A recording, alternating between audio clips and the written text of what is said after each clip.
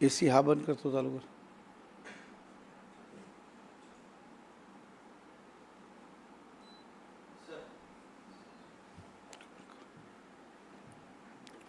नमस्कार, आप सभी का स्वागत है.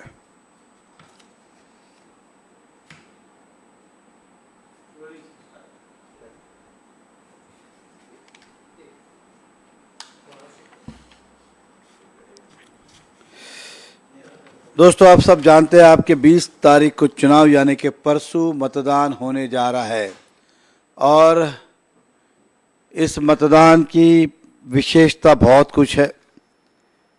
आपका एक वोट तय करेगा देश का भविष्य, महाराष्ट्र का भविष्य और महाराष्ट्र की सरकार. मीरा भाईंदर का विकास चाहते हो तो आप कमल को वोट दे, ऐसी अपील लेके हम आपके पास आए हैं.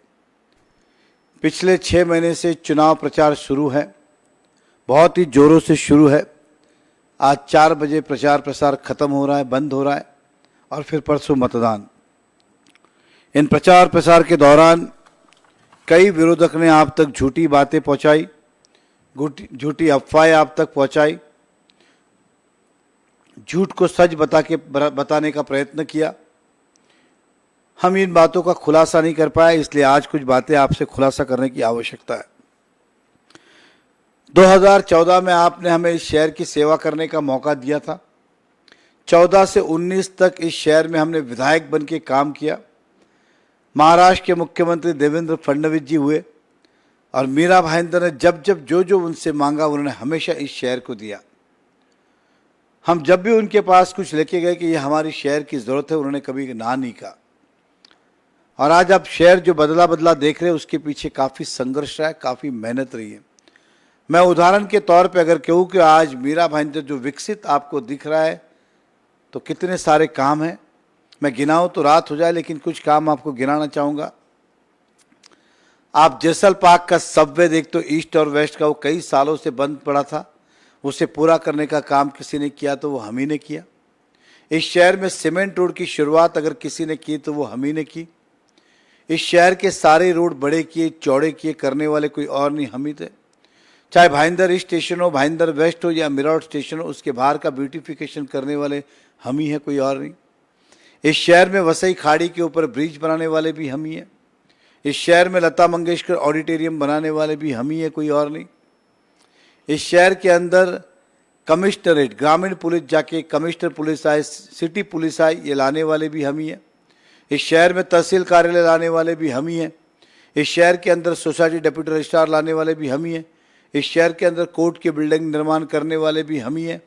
इस शहर में मेट्रो लाने वाले भी हम ही हैं, फ्लाईओवर लाने वाले भी हम ही हैं. इस शहर में पहला पंडित भीमसेन जोशी रघुनालय हॉस्पिटल बनाने वाले भी हम ही हैं, कोई और नहीं. इस शहर में दहीसर लिंक रोड बने, इसको मंजूरी दिलाने वाले भी हम ही हैं, कोई और नहीं. जैसल पार्क घोड़बंदर लिंक रोड, उसे भी मंजूर कराने वाले हम ही हैं. आधा रोड हमने बनाया, आधा बाद में बंद हो गया. ऐसे अनगिनत काम इन 5 सालों में हुए. लेकिन हम पिछले 5 साल में देखें तो कुछ खास इस शहर में हुआ नहीं. कुछ खास कहने से अच्छा एक भी काम नहीं हुए. हमारे विधायिका मैडम ने 9 वचन दिए थे, उस 9 वचन में से एक भी वचन पूरा नहीं हुआ. और आज शहर कितना पीछे चला गया उसका अंदाज़ा हम नहीं लगा सकते. आने वाले समय में इस शहर को आगे ले जाना ज़रूरी है. हमारे वर्तमान विधायक ने हमेशा आप तक झूठ पहुंचाने का प्रयास किया, जोर जोर से बोल के झूठ को सच बनाने का प्रयास किया. मैं उदाहरण के तौर पे कहूँ तो अगर आपसे 2019 में उन्होंने कहा था कि अगर हम चुनाव जीतेंगे तो भाजपा में जाएंगे, वो भाजपा में चुनाव जीतने के पास आए. देवेंद्र फडणवीस एक दिन के मुख्यमंत्री बने, भाजपा में रहे. जैसे ही वो पद से नीचे आए तो उन्होंने कहा कि कौन भाजपा कौन बीजेपी. उन्होंने जाके उद्धव ठाकरे जी के पास शिव बंधन बांध लिया और कांग्रेस को समर्थन दे दिया. जैसे ही उनकी सरकार गिरी तो कौन उद्धव ठाकरे कौन कांग्रेस, वो जाके गुवाहाटी चले गए और गुवाहाटी जाके फिर शिंदे साहब की शिवसेना ज्वाइंट उन्होंने कर ली. इस तरह से बार बार उन्होंने पार्टियां बदली और फिर कहते कि बीजेपी का टिकट मिले, बीजेपी ने अन्याय किया. आपका लेना देना क्या बीजेपी से? बीजेपी ने तो आपको 5 साल 6 साल चुनाव के 19 के अंदर ही, चुनाव लड़ने के पहले ही आपको पार्टी से निष्कासित कर दिया था। आपका इस पार्टी का क्या योगदान है कि आपको टिकट मिलेगी? जनता तक बार बार गुमराह करने का प्रयास। मैं जनता से पूछना चाहूंगा, ये सब क्या उनकी बातें नहीं थी? ये क्या हमारी बातें थी? इसलिए मैंने कहा वो झूठ बोलने मारे, झूठ पे झूठ बोलते गए। पिछली बार आपसे क्या कहा? भ्रष्टाचार बहुत हुआ, नरेंद्र मेहता ने स्कूल बनाया, बंगला बनाया, होटल बनाया, हॉस्पिटल बनाया, क्लब हाउस बनाया, यही सब अफवाहें लेके आपके पास आई थी। तब भी हम सच बोलते रहे, लेकिन शायद अब हमारी आवाज आप तक नहीं पहुंची। मैं जिस घर में रहता हूं वो 1999 में बना है और मैं विधायक बना 2014 अक्टूबर में। क्या लेना देना मेरे बंगले का? जिसका स्कूल की बात करें, वो स्कूल 2007 में बनी, मैं विधायक बना 14 अक्टूबर में। फिर उन्होंने कहा हॉस्पिटल 2009 में बना, क्या लेना देना मेरे विधायक बनने से? सीएन रॉक होटल की बात करते हुए 1999 में भूमि पूजन हुआ, 2005 में शुरू हुआ, क्या लेना देना उसका मेरे विधायक बनने से? जिस क्लब की बात करें, ब्लू मून नाम का एक क्लब था, किसी कारण से हमने बेचा, तभी सोचा वहां पे दूसरा बनाएंगे और आज वो क्लब बना। और मैं भी अपने परिवार, अपना घर चलाने के लिए व्यापार करता हूँ इस शहर में, तो स्वाभाविक है आदमी जीवन में अपना परिवार चलाने के लिए व्यापार करेगा तो कुछ कमाएगा ही। लेकिन आपने इस तरह से जनता को झूठ बता बता के ये गुमराह किया जैसे सब कल ही बनाया। और इस शहर की जनता भी इतना उसके अंदर बुद्धि का उपयोग नहीं कर पाई कि इसमें आकलन करे क्या पहले बना क्या बाद में। आपने बार बार झूठ बेचा। चलो ठीक है, चुनाव आप जीते, जीतने के बाद दूसरे दिन हमने तो आपको शुभकामनाएं दी थी कि मेरी ओर से आपको ढेर सारी बधाई और उम्मीद करता हूं कि इस मीरा भाईंदर के अधूरे काम आप पूरे करेंगे और शहर को आगे ले जाएंगे, ये शुभकामनाएं थी मेरी। लेकिन आप 5 साल में कुछ भी नहीं कर पाए, केवल इधर उधर पार्टियां बदलती रही और 5 साल में भ्रष्टाचार के ऊपर एक शब्द आपने नहीं बोला। ये आप भी जानते कि सुनील जैन नाम का आदमी कितने टक्के मांग रहा है, ये आपको भी पता है। भ्रष्टाचार रुका नहीं, भ्रष्टाचार हुआ। भ्रष्टाचार रुका नहीं, भ्रष्टाचार इस बार हुआ। कोविड के अंदर इतने घोटाले हुए, आपने एक शब्द नहीं बोला। इसका मतलब क्या समझे? एम्बुलेंस भाड़े पे ली गई। मैं शहरवासियों से कहना चाहता हूं 900 किलोमीटर एम्बुलेंस चली जिसका भाड़ा होता है 1800 रुपया, 18 रुपया किलोमीटर। अगर मानो तो 18,000 रुपये, 1000 किलोमीटर भी चलती तो 18,000 होता। आपने कितना बिल चुकाया? 4.5 लाख रुपया एम्बुलेंस का भाड़ा। अगर चार्टर्ड प्लेन भी लेके जाते ना तब भी इतना पैसा नहीं लगता, आपने एम्बुलेंस का भाड़ा चुकाया। बाकी और भी 10 एम्बुलेंस थी। हम मर्सिडीज बेंज खरीद लेते और पेशेंट कुछ कोविड में संभालते ले जाते, तब भी इतना खर्चा नहीं होता। आपने एम्बुलेंस का भाड़ा मर्सिडीज बेंज से ज्यादा दे दिया। आपने एक शब्द नहीं बोला। इसके पीछे हमें क्या समझना चाहिए, क्या इशारा करता है ये? जिन्होंने हम पे आरोप किए तो फिर इतने दिन क्यों नहीं बोला आपने? और अगर हमने भ्रष्टाचार किया था तो 5 साल आप सरकार में थी, तब आपने क्यों नहीं कार्रवाई की? तब तो आपने एक शब्द नहीं बोला, क्योंकि आपको चुनाव जीतना था। आप चुनाव जीत के बाद में रात गई बात गई। मैं शहर की जनता से कहना चाहता हूं, ऐसे लोगों से गुमराह ना हो, गाफिल ना हो। इन्होंने 5 साल अपने जीवन में केवल व्यक्तिगत आरोप आलोचनाएं करने में निकाल दिए। हमारे परिवार पे जितने केसेस हुए, जितनी तकलीफें हुई, उसके पीछे कोई और नहीं था, आप ही थे। क्या ये हमें पता नहीं क्या? इन सब के पीछे आप ही थे, क्योंकि कभी ना कभी तो सच्चाई बाहर आती है। आप बार बार झूठ बोलने का प्रयास कर रहे हो और जनता को गुमराह कर रहे हो। मैं जनता से यही कहना चाहता हूं, हम इस शहर में काम करने आए थे और काम करना चाहते हैं। हमने कितने बड़े बड़े काम किए, कमिश्नरेट ऑफिस, फ्लाईओवर्स, खाड़ी के ऊपर bridge, metro, cement road, link road, CP office, तहसील ऑफिस, कितने बड़े बड़े काम हमने इस शहर में किए और आज शहर का दर्जा बढ़ा है। लेकिन इन्होंने केवल आरोप प्रत्यारोप, आरोप प्रत्यारोप। उन्होंने खुद को हमेशा, आपने क्या कहा कि मैं मां दुर्गा हूं, मां शेरनी हूं। मुझे तो आज तक समझ में नहीं आ रहा 5 मिनट आप मांग किससे रहे थे उस समय? आपने कहा था मुझे 5 मिनट दो। 5 मिनट किससे मांग रहे थे आप? मैदान तो खाली था। आप वाकई में हिंदू शेरनी थी, चले जाते, मांग क्यों रहे थे? मतलब करना आपको कुछ था नहीं, डायलॉग बाजी करनी थी और स्वयं भी शेरनी। ठीक है, आप शेरनी बनिए, महालक्ष्मी बनिए, जो आपको उचित लगता बनिए, हमें क्या। लेकिन आप हमें कहने का आपको ये अधिकार किसने दिया? रावण, भ्रष्टाचार, राक्षस, ये सब बातें आपको कहां से मिली सिखाने की? अगर हम कुछ कहेंगे तो आप कहेंगे कि महिलाओं का अपमान। आपने बार बार हम पे व्यक्तिगत प्रति आरोप किया, हमने कभी कुछ नहीं कहा, पलटवार जवाब नहीं दिया। इसका मतलब ये नहीं कि हम कमजोर है या वही सच है, हम मर्यादाओं में थे।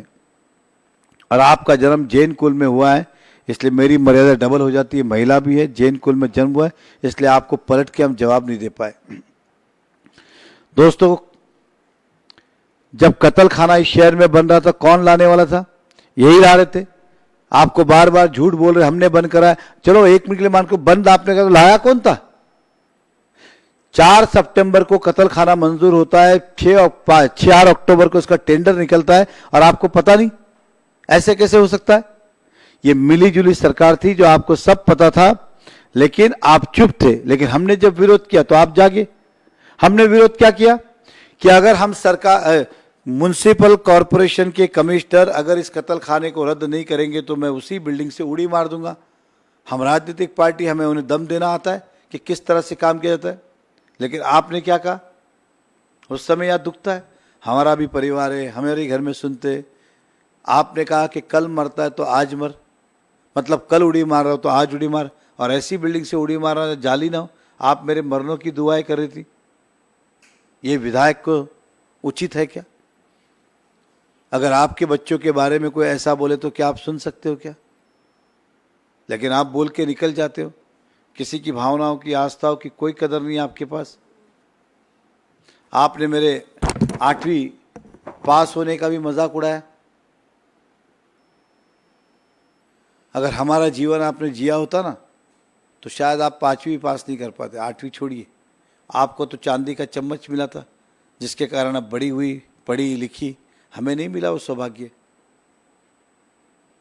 किसी दिन मजबूरी में मुझे स्कूल छोड़ना पड़ा। 4 भाई बहन थे, 3 म्युनिसिपल स्कूल में पढ़ते थे। मैं इंग्लिश स्कूल में पढ़ता था। माँ बाप ने, पिता तो थे नहीं मेरे, मदर ने मुझे इंग्लिश स्कूल में डाला क्योंकि 7 साल की उम्र में पिता का देहांत हुआ।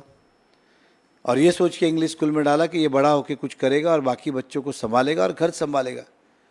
लेकिन एक दिन कमर टूट गई और ये निर्णय लेना था कि पढ़ाई करे या धंधा करे। और उस समय घर चलाना ज़रूरी था, परिवार को देखना ज़रूरी था। इसलिए मेरे सारे सपनों को बेच के मजबूरी में मुझे व्यापार के लिए स्कूल छोड़नी पड़ी, क्योंकि घर कौन देखेगा।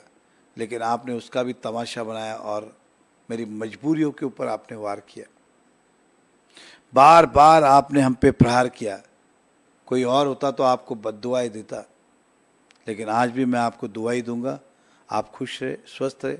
20 तारीख को चुनाव है, उसकी आपको शुभकामनाएं देता हूं। कहने को तो मैं भी बहुत कुछ कह सकता हूं।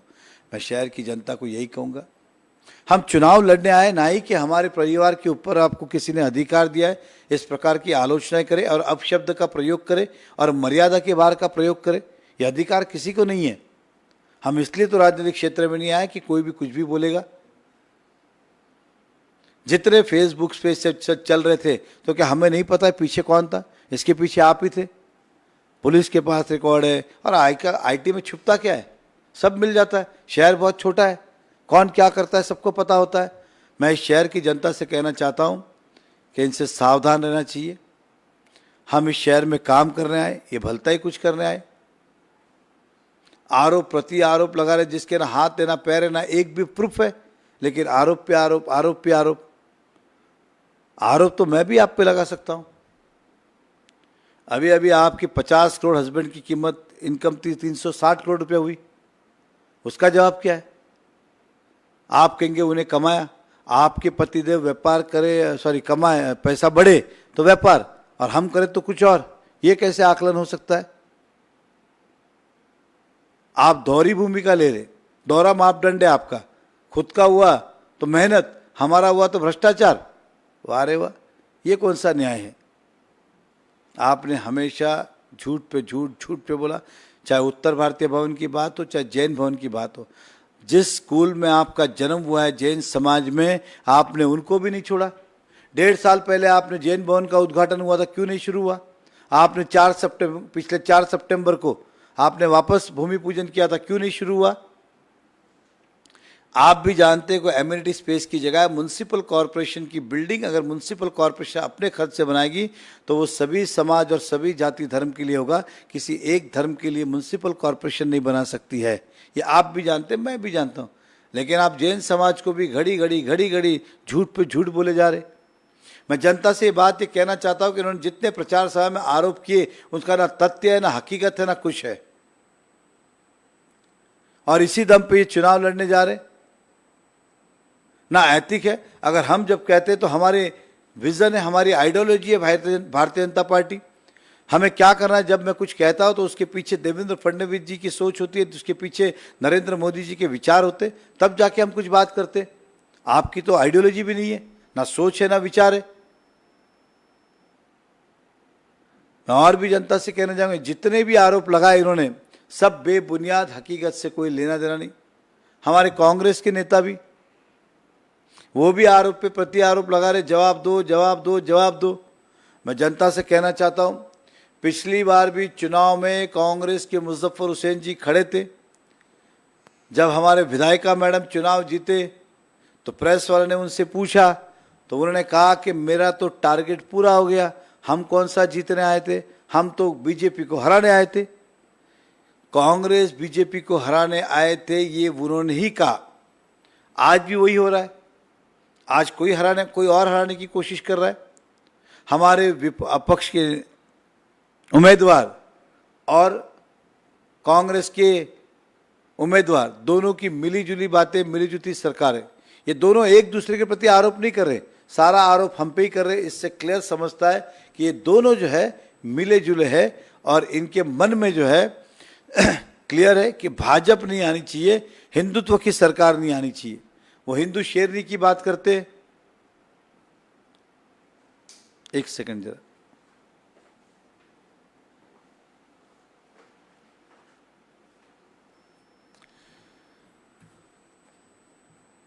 तो हिंदू शेरनी की बात करते, लेकिन सारे आरोप हम पे ही करते, उन पे तो आप कुछ भी नहीं करते हो। और कांग्रेस भी जब कहती है उन पे नहीं करते, सारे आरोप हम पे ही करते हो। मुजफ्फर हुसैन जी और हमारे विधायिका मैडम कहते कितने केस है, पिछली बार भी कहा आपने केसेस है, कहा 18 केस 22 केस, कितना झूठ बोलोगे। आपको बता दूं, हमने 19 केसेस की डिटेल दी है जिसमें 5 एनसी है। आप जानते हो एनसी है कोई मतलब नहीं होता है। एनसी पे अगर मैं फ़ोन पे भी कुछ जोर से कहूँ तो उस पर भी एनसी होती है। तो 5 चले गए, 14 बचे। 14 में से 8 पुलिस ने कहा कि ये सभी झूठी एफआईआर है, इस पर इनका कोई रोल नहीं है और ये आप ही के सरकार के समय रद्द हुए। 8 वो चले गए, तो 8 और 5 13 चले गए, बचे 6। 6 के अंदर कौन से गुनाह है? एक सोशल मीडिया पर कमांडर अभिनंदन विंग अभिनंदन ह्यांचे छायाचित्र असलेले फोटो टाकल्यावर एक बार हमने नेवी के ऑफिसर अभिनंदन का फोटो इसलिए एफआईआर दाखल है। हमारे मैदान के लिए आंदोलन किया उसके ऊपर एक दाखल है, पुलिस के लिए आंदोलन किया उसके लिए एक दाखल है, कोरोना का एक दाखल है। मतलब 6 में से 3 तो ये दाखल है और 3 दूसरे केसेस है। अगर आप मुझ पे कहेंगे तो केवल 3 केसेस है और राजनीति क्षेत्र में हो तो 3 केसेस होना स्वाभाविक है।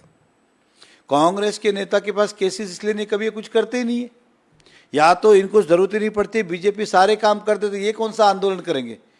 इनके पास आंदोलन करने के लिए कुछ है ही नहीं, क्योंकि बीजेपी ने हमेशा जो चाहिए उससे पहले डिलीवर किया है।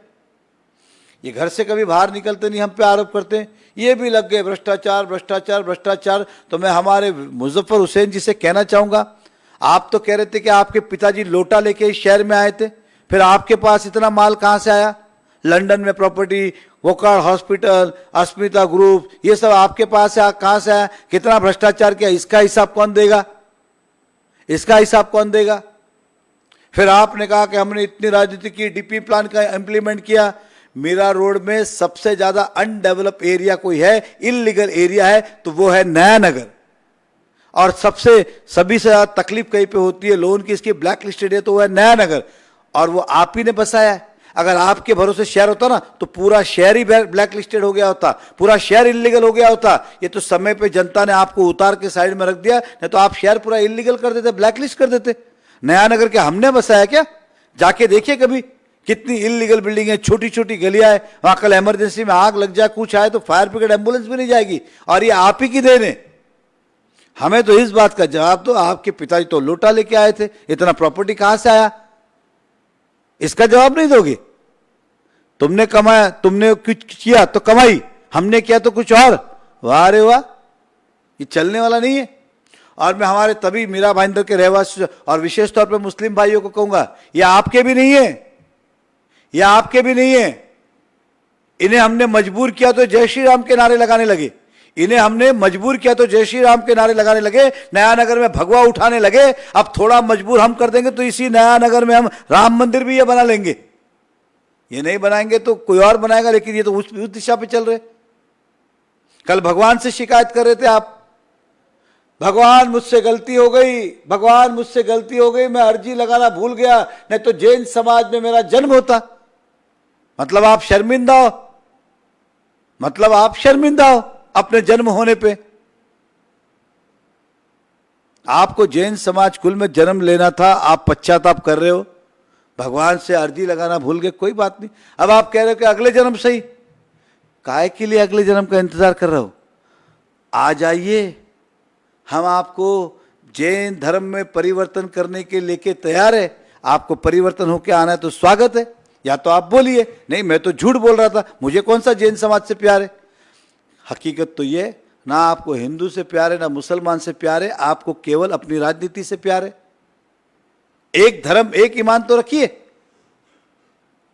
आप जय श्री राम के नारे लगा रहे, हम खुश है, अच्छी बात है, झंडा उठा रहे, अच्छी बात है, लेकिन आस्था और श्रद्धा के साथ उठाओ। तो वोट के लिए उठा रहे तो वो हमें गवारा नहीं है। और अब हिंदू बेवकूफ नहीं है कि आपकी इन बातों में आएगा, लेकिन मुस्लिम को समझदार होना चाहिए कि उनका नेता वोटों की लाचारी में क्या क्या कर रहा है, ये उन्हें जानना चाहिए। नया नगर इल्लीगल बसाने वाले कोई और नहीं, यही है। वहां की सारी जमीनें हड़पने वाले, अभी अभी अस्मिता कौन सी बिल्डिंग है, टावर का नाम है, उनकी 30 साल बाद की जमीन के ऊपर ये बिल्डिंग बना रहे, वो कोर्ट में गए, रोज आए दिन कंप्लेंट करते। उनका तो प्रॉब्लम सॉल्व करो, कन्विंस देने की बात करते हो। जितनी बिल्डिंग आपने बनाई उनको तो कन्विंस दो, पहला हमें कन्विंस की बात करते हो।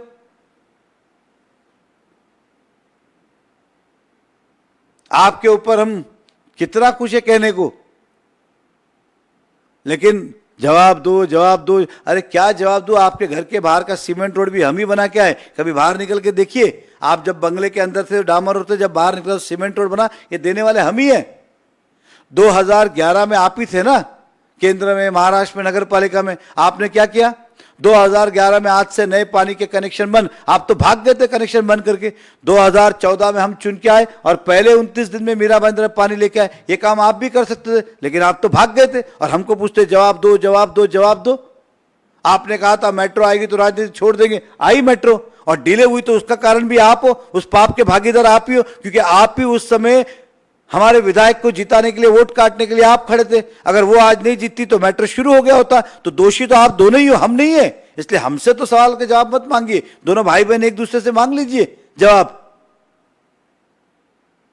मैं शहर की जनता को कहना चाहता हूं, ये गुमराह करने आए हैं, कभी घर से बाहर निकले नहीं। मुझे ईमानदारी से आप लोग बताइए, शहर के रहवासियों को पूछता हूं, क्या हमारे कांग्रेस के नेता को आपने कभी भी, इधर गटर चौकअप है, उधर नाला जाम हो गया है, बारिश का पानी नहीं जा रहा है, बारिश पे पानी भर गया है, रोड पे खड्डे बहुत है, उधर मच्छर बहुत है, गटर में कोई गिर गया है, गाय किधर गिर गई है, कभी देखने आए क्या? कभी देखने आए क्या? ये कभी नहीं आए, क्योंकि इन्होंने खाली राजनीति बंगले में बैठ के की। ये रेडीमेड इनको चाहिए। इनको लगता है कि हमारे पास माइनॉरिटी वोट है और वो कहीं बटेंगे नहीं, उस माइनॉरिटी वोट के ऊपर ही हमेशा खड़े होते। मैं माइनॉरिटी से भी कहना चाहूंगा, समझ जाइए, आप किसे भी वोट दे, आपका अधिकार है, लेकिन ऐसे आदमी को तो ना दे।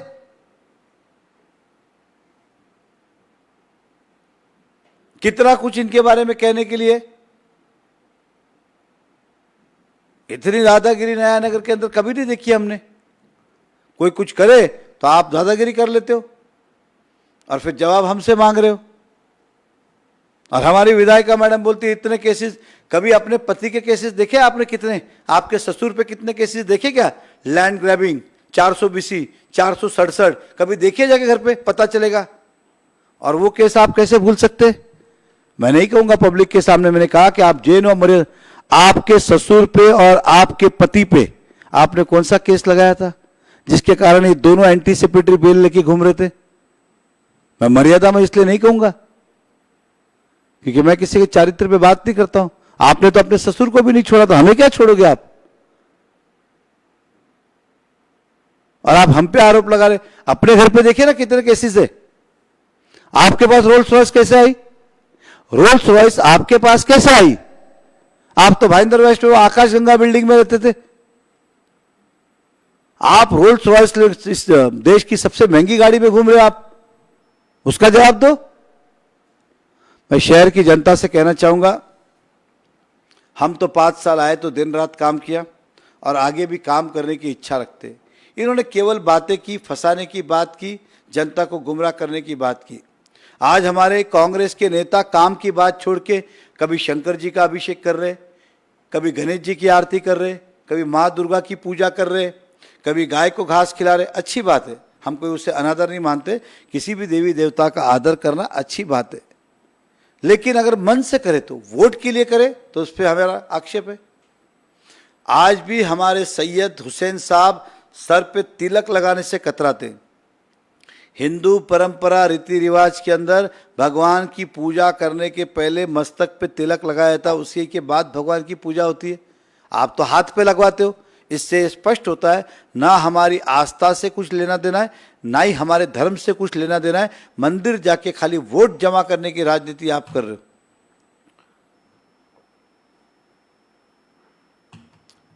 फिर आप जैन की बात करते हो। फिर आपने कहा कि छत्रपति शिवाजी महाराज के वंशज हो, आपने उनका भी नाम वापर लिया। सैयद साहब, छत्रपति शिवाजी महाराज ने तो हिंदू स्वराज्य की स्थापना की थी। अगर आप उनके वंशज हो तो सैयद कैसे हो गए? यह सवाल का जवाब भी आपको देना पड़ेगा। इस सवाल का जवाब भी आपको देना पड़ेगा कि वो हिंदू स्वराज्य की स्थापना जो छत्रपति शिवाजी महाराज ने की थी, आप सैयद कब हो गए अगर आप उनके वंशज हो तो? इसलिए मैं कहूंगा मैं जनता से, ये सभी वोट के लिए क्या क्या कर रहे भगवान जाने। हम तो काम लेके आए, काम करना चाहते हैं। अब हम चाहते हैं कि आने वाले समय में इस शहर में अच्छे से अच्छे कॉलेजेस बांधे, ताकि मीरा भाईंदर के एक भी बच्चों को भविष्य में एडमिशन के लिए कहीं बाहर नहीं जाना पड़े, इसी शहर में उसे एडमिशन मिले। आज अगर देखते तो पेशेंट सीरियस होता है तो हम कहते हैं कि बॉम्बे शिफ्ट करे। आज जहां हम कहते हैं भाईंदर इतना आगे बढ़ा है, तरक्की हुई है मीरा भाईंदर की, और पेशेंट सीरियस होता है, कहते हैं मुंबई शिफ्ट करो। इसलिए हमें बड़े बड़े हॉस्पिटल, मल्टी स्पेशलिटीज हॉस्पिटल सभी मीरा भाईंदर में चाहिए। किसी भी प्रकार की बीमारी हो, कितनी भी गंभीर बीमारी हो, उसका इलाज हमें इसी शहर में चाहिए। ऐसे हॉस्पिटल हम इस शहर में बनाना चाहते। आज हमारे 90% युवा जॉब के लिए, व्यापार के लिए, प्रोफेशन के लिए मुंबई जाते। इसलिए हम चाहते हैं कि अब मीरा रोड वेस्ट जो नया डेवलप होगा वो इस तरह का डेवलप हो कि वहां पे मल्टीनेशनल कंपनीज आए, कॉर्पोरेट ऑफिसेज आए, उद्योग आए, व्यापार आए, ताकि मेरे युवा को कहीं जाना नहीं पड़े, इसी शहर में जॉब मिले, रोजगार मिले, व्यापार मिले। ये हमारे सपने इस शहर के लिए। हम चाहते हैं कि मीरा रोड से लोकल शुरू हो, भाईंदर से, भाईंदर स्टेशन के ऊपर गुजरात और राजस्थान जाने वाली मेल और एक्सप्रेस रुके। आप कहते हैं कि 10 साल क्यों नहीं बोला? अरे हर काम एक दिन में नहीं होता ना, तो उससे आप हमको आपने 50 साल क्यों नहीं किया पहले वो बताइए। हमें डिमांड मिली, हमने उसके ऊपर पॉजिटिव सोचा। दोस्तों, चुनाव नजदीक है। 20 तारीख ये नक्की करेगा देश का भविष्य, महाराष्ट्र का भविष्य और अपने शहर का भविष्य। आपसे यही कहना चाहूंगा, इस बार कांग्रेस ने 12 उम्मीदवार अपक्ष हिंदू समाज के खड़े किए हैं, हमारे वोटों का विभाजन करके वोट काटने के लिए। ये जानते हैं कि माइनॉरिटी वोट के ऊपर ही चुनाव नहीं जीत सकते, इसलिए चुनाव के लिए हमारे वोटों का विभाजन करने के लिए खड़े। हम आपसे विनती करते कि अपने वोट को बंटने न दे। लड़ाई आज कांग्रेस और भाजपा के बीच में चुनाव की, किसी और के बीच में नहीं। इसलिए किसी और को, अपक्ष को अपना वोट देना, ऐसा हमारा मानना है कि मतलब उस आपने कांग्रेस को दे रहे हो, क्योंकि फायदा कांग्रेस को ही होगा, आप किसी को भी वोट दो। इसलिए आप अपना वोट बेकार ना करें, केवल और केवल भारतीय जनता पार्टी को अपना वोट दें, हमारे वोटों को बांटे नहीं। इसलिए योगी जी कह गए थे कि बटोगे तो कटोगे, एक रहोगे तो नेक रहोगे। इसलिए आपसे कहना चाहता हूं कि अपना वोट कमल को एक साथ आके दे, यहां वहां किसी की बातों में आके ना दे। ये 2 दिन में आपके पास और भलती भलती बातें लेके आएंगे और भलती भलती कुछ चीजें आपको दिखाएंगे, फिर गुमराह करने की कोशिश करेंगे, क्योंकि ये काम की बात कर नहीं सकते, ये अपनी लाइन बड़ी नहीं कर सकते, इसलिए हमेशा दूसरों की लाइन छोटी करने के लिए प्रयत्न करते रहते। तो मैं इस शहर की जनता से कहना चाहता हूं, 20 तारीख को आप ही अपना मतदान नहीं करें, यहां से बाहर से निकल के घर से अपने दोस्त हो, मित्र हो, परिवार हो, कोई छोड़ के गया उसे बुला के सभी लोग अपना मतदान करें। और हम चाहते हैं कि मीरा भाईंदर एक अच्छा सा शहर बने, सपनों का शहर है सभी का। हम सब ने इसे बड़ी मेहनत करके इस शहर को बनाया है, उसके अंदर यहाँ के सभी नागरिकों का भी योगदान है, सभी व्यापारियों का भी योगदान है। अब हम चाहते हैं कि युवा जनरेशन जब आए तो उसे एक नया शहर देखने मिले, आज के हिसाब से आधुनिकता के साथ वो शहर उन्हें मिले। ये हमारे सपने इस शहर की है। आप तो विदाउट विजन चल रहे, और कांग्रेस की कौन सी सरकार आने वाली है कि वो आप उन पे भरोसा कर सकते हो। लेकिन भारतीय जनता पार्टी ने हमेशा देश की बात हो, महाराष्ट्र की बात हो, मीरा भाईंदर की बात हो, हमेशा काम की बात की। आपको विश्वास दिलाते ये चुनाव आपके आशीर्वाद से जीतने के बाद पहले 6 महीने के अंदर मीरा भाईंदर में हम 24 घंटा पानी शुरू करेंगे, इस बात का विश्वास दिलाते, क्योंकि हमें अपनी कार्यशैली पे भरोसा है, हमें अपनी विचारधारा पे भरोसा है, हमें देवेंद्र फडणवीस जी पे भरोसा है। साथ ही साथ आपको कहूंगा, जो कोस्टल रोड कांदीवली तक है, आगे जाके उस कोस्टल रोड को मीरा भाईंदर तक हम लेके आएंगे, ताकि भविष्य में आपको चर्चगेट मरीन ड्राइव जाना हो तो आप मैक्सिमम 30-35 मिनट के अंदर मरीन ड्राइव चर्चगेट पहुंच सकते। इस प्रकार से आने वाले 5 साल के अंदर कोस्टल रोड भी हम मीरा भाईंदर में लेके आएंगे। ऐसे कई सारे काम हैं। हमने थाना के लिए ऑलरेडी नेशनल पार्क के अंदर टनल बनाने का काम शुरू कर दिया है, कुछ ही सालों में वो टनल पूरी होगी। आपको अब थाना इतना घूम के जाने की जरूरत है, नेशनल पार्क से आप टनल में निकले, वहाँ टिकू जी वाड़ी के पास निकले, मैक्सिमम टू मैक्सिमम टनल का रास्ता 7-8 मिनट का होगा, उस टनल से आप क्रॉस करें सीधे थाना पहुंच जाते। तो ऐसे कई सारे काम कर रहे हैं। मैं दोस्तों इनसे यही कहना चाहूँगा, ये केसेस के बारे में जो बातें की सारी झूठी बातें थी, और खुद को अगर उतना साफ सुथरा दिखा रहे तो कभी नया नगर के लोगों को जाके मिलिए, वो उनकी विडंबना बताएंगे। हमेशा दादागिरी करते, कोई उनके खिलाफ बोलते तो उनके खिलाफ कोई ना कोई कार्रवाई करते, मारपीट करते, वो खौफ वो रखते हैं। इसके लिए वहाँ के लोग जानते हैं कि लोग उनसे क्यों डरते हैं। तो आज के दिन मैं इतना ही कहूँगा कि 20 तारीख को चुनाव है, प्रचार प्रसार का समय खत्म हुआ है। ये राजनीति में हम आए हैं तो केवल काम करने के लिए, बाकी लोग क्या करने आए ये मुझे नहीं पता, लेकिन हम काम करने लिए आए, इसलिए काम के नाम से ही वोट मांगेंगे। संकल्प मीरा भाईंदर का है, हमारा विकास का। हम सब ने आपके पास हमारा मैनिफेस्टो पहुंचाया है, हमारा वचननामा आप तक पहुंचाया है।